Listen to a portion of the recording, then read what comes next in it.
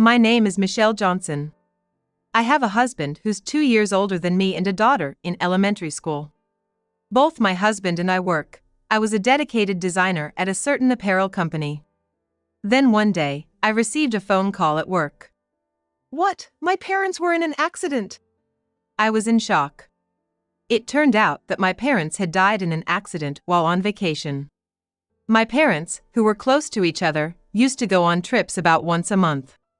On that day, it seemed they were driving to a tourist destination, but they apparently fell off a cliff on the way. They were found by a passerby, but it was too late.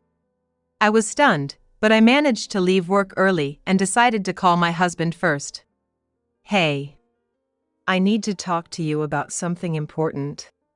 What is it? I'm busy, you know? My husband sounded irritated over the phone. Even so, I took a deep breath and continued the conversation. Actually, my dad and mom have passed away. Really? Is that true? Yes.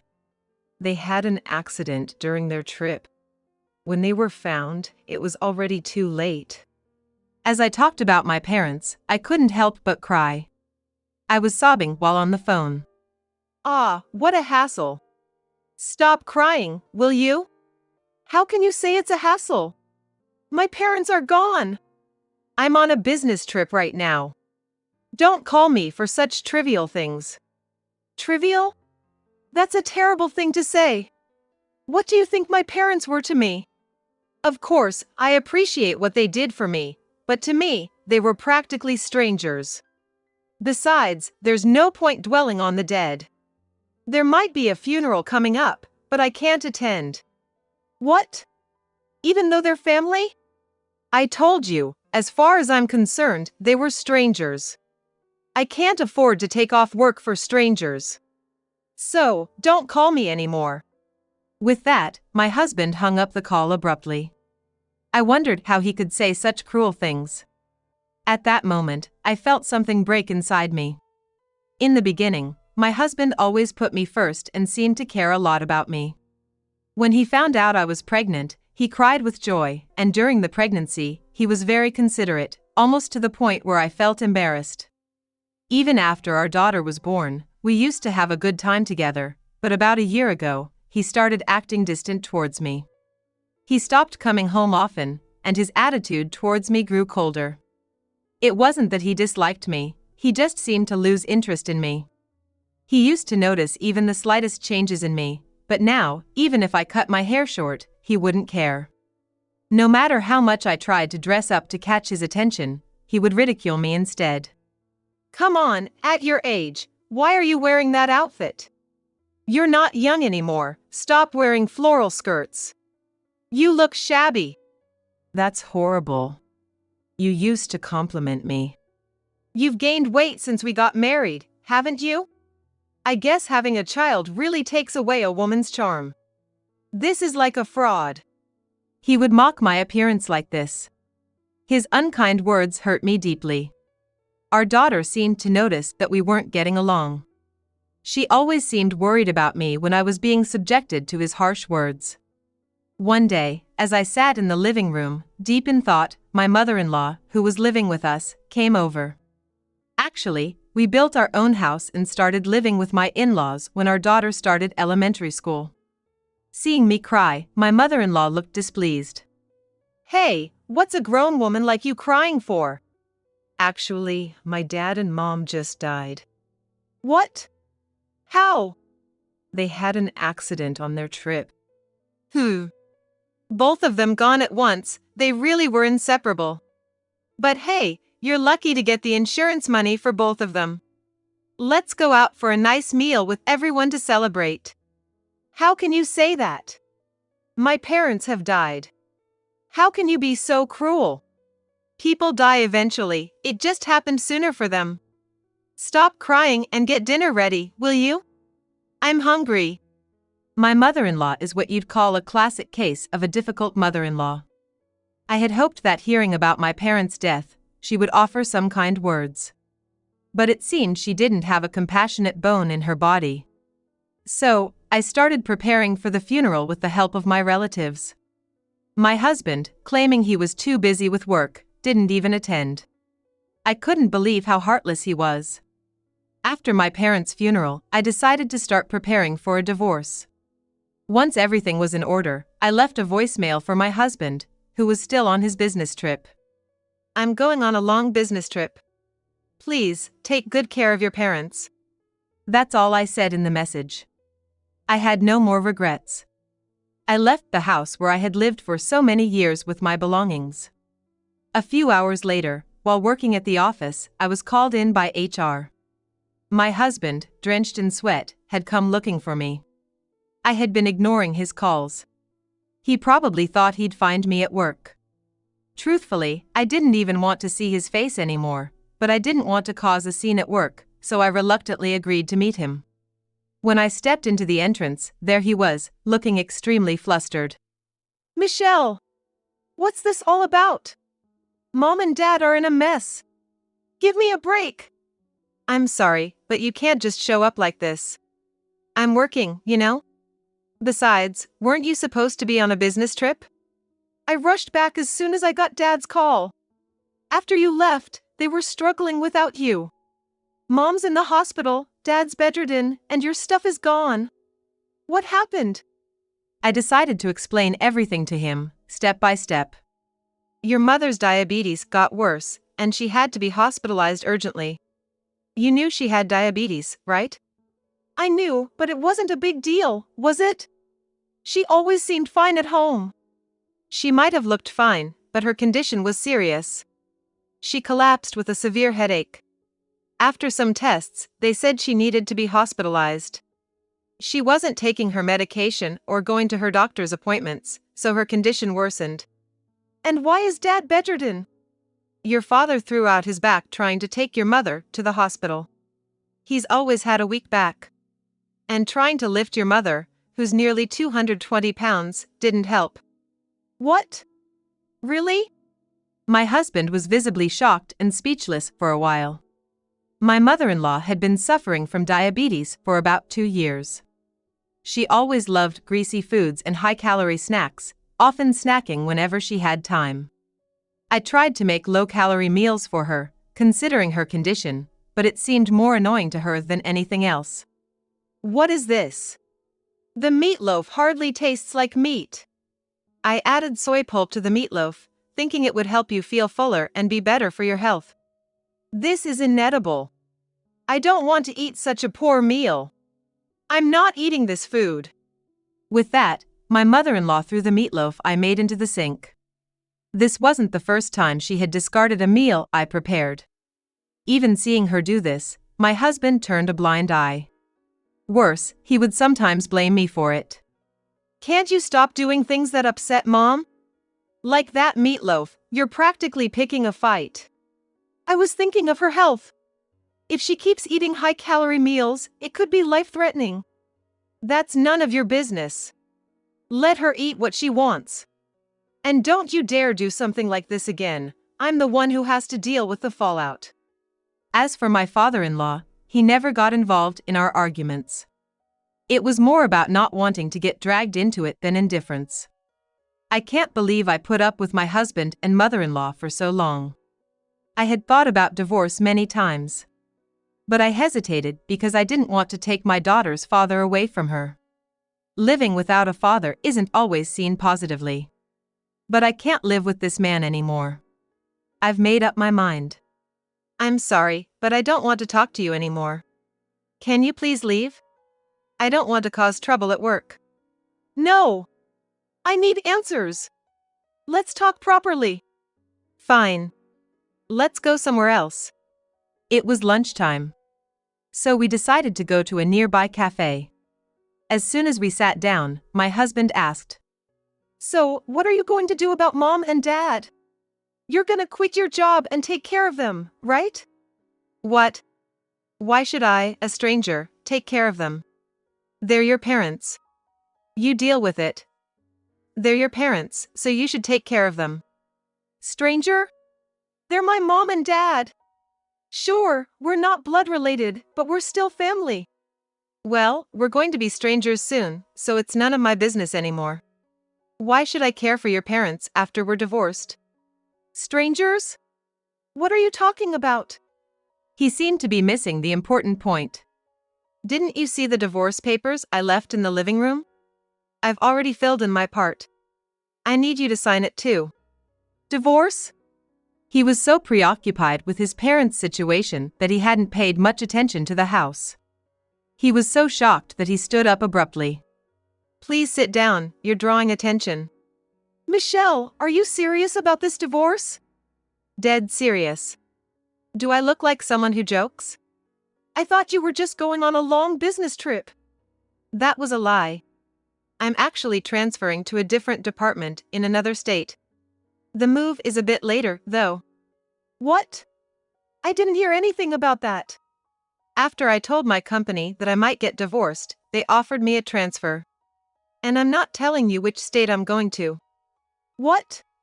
Are you really serious about getting divorced? He looked at me in disbelief, not expecting things to have progressed this far without his knowledge. Divorcing will hurt our daughter. Have you thought about her? Are you in any position to say that? After all the betrayals? What? What are you talking about? I haven't betrayed you. On the contrary, I've been working for you and our family. Don't you have any gratitude for me? Gratitude? When you hardly contributed to our living expenses? My husband stumbled over his words at that. He had started contributing less to our living expenses about 2 years ago, citing a decrease in his salary. Initially, we split the expenses evenly, but gradually, more of the burden fell on me. There were even times when he didn't contribute a single cent. Fortunately, I worked for a decent company and earned a fairly good salary. Even more than my husband. You don't contribute to the living expenses, leave all the childcare to me, and at home, there's a mean mother-in-law who picks on me. What benefit do I have staying with you? There's no such thing as benefits or drawbacks in a marriage. We married because we loved each other. Maybe I felt that way back then, but not anymore. You love someone else now, don't you? What are you talking about?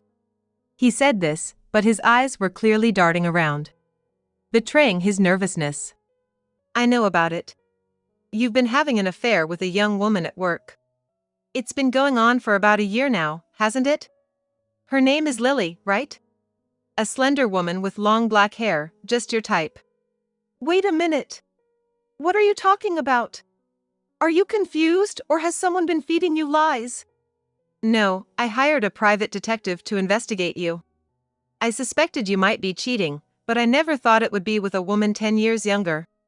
And she's married, right? Just got married, and yet, is this okay? You investigated me? Of course. If we're getting divorced, I have to look out for my own interests. With this, I'll get compensation from both of you, which should stabilize my life for a while. He must have thought his affair was a secret. He was visibly shocked. After deciding to divorce my husband, I hired a private detective to investigate. Since he stopped coming home, his behavior had become suspicious. He started locking his phone, making secretive calls in another room, leaving the house with unusually large bags. I tried not to worry, but he was indeed having an affair. The woman was a temp worker. Apparently, it was she who made advances towards my husband. She was the one who approached me. She never seemed satisfied with just one man and hit on me at a drinking party. Of course, I rejected her, but she was persistent, and I couldn't resist. So, you're saying it's not your fault? Sure, she was seeing other men, but you're also responsible for getting involved. What? She was with other men? According to the detective, she's been with at least 3 others besides you. She told me I was the only one. My husband slammed his fist on the table, showing his irritation. From the detective agency's investigation, I found out that the woman he was having an affair with is married to a high-ranking executive of a major company. She's nearly 2 decades older than my husband, and it seems like she married him for his money. My husband's infidelity is bad enough, but she's no better. In a way, they're 2 of a kind.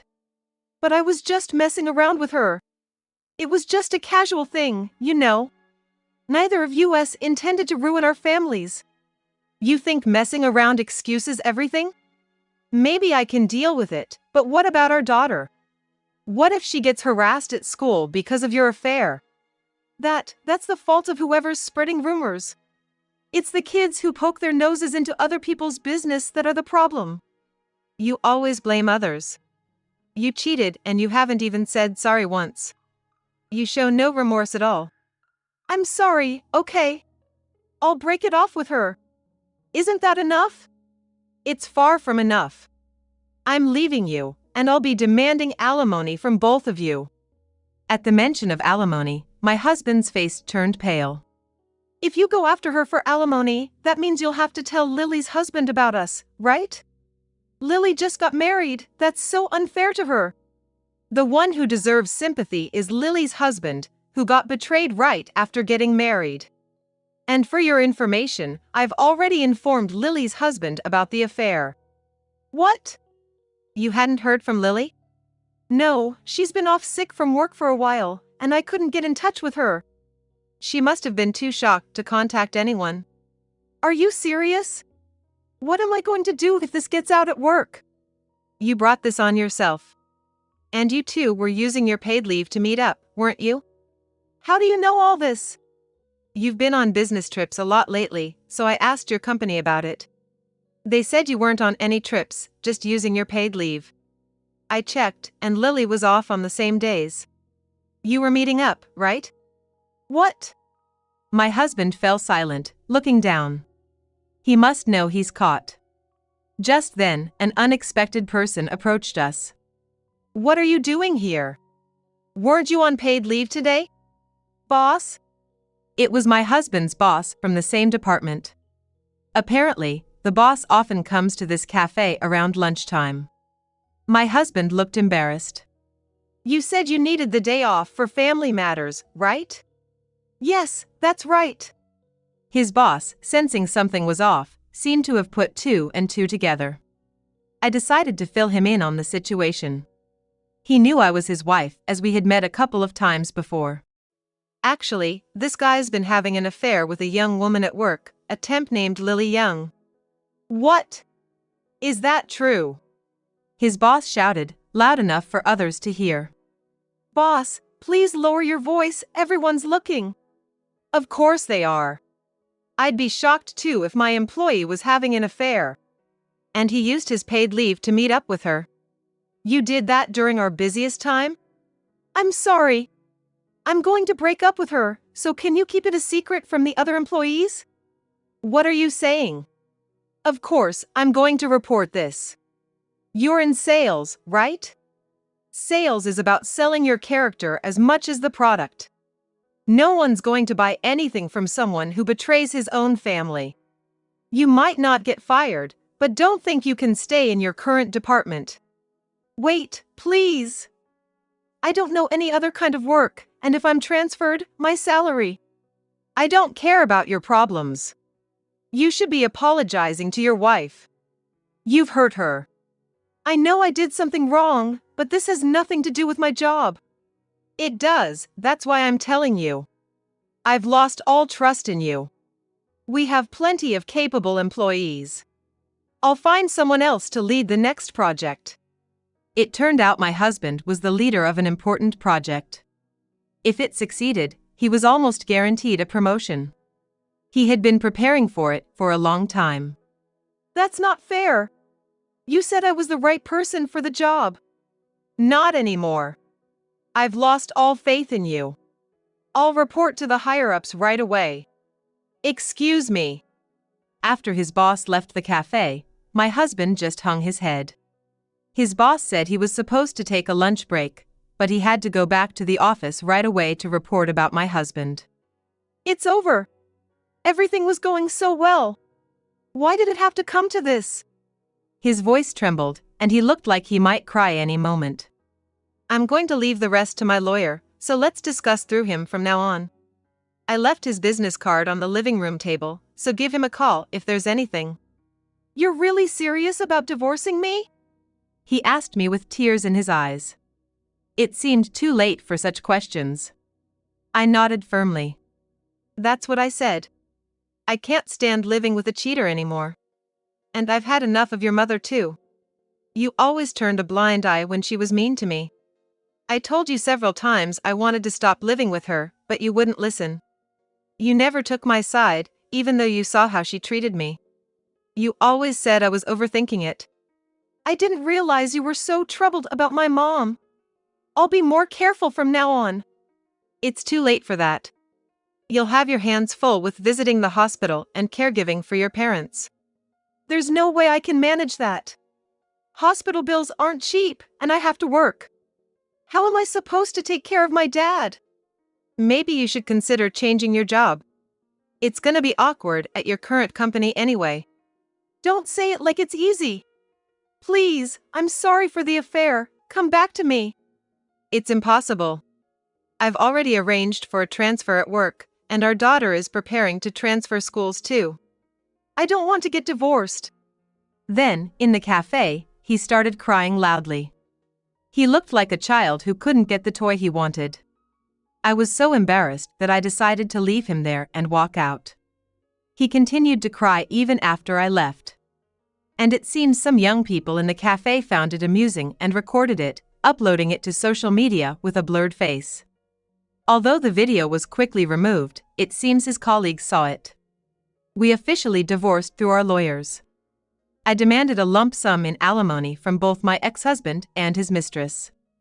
I also arranged for my ex to pay child support for our daughter, with my lawyer making sure he keeps up with the payments. His mistress ended up divorcing her husband too. My ex-husband was also sued for alimony by her ex-husband. Both my ex and his mistress found it hard to stay at their jobs and left, seemingly running away. They dated for a while, but she left him because she didn't want to take care of his parents. She's still young, so she probably ran off to some other guy. Now, my ex has to take care of his father at home, so he's not working full-time, just getting by with part-time jobs. As for me, I'm focusing on my work in my new department. I've been given important tasks and even got a small raise.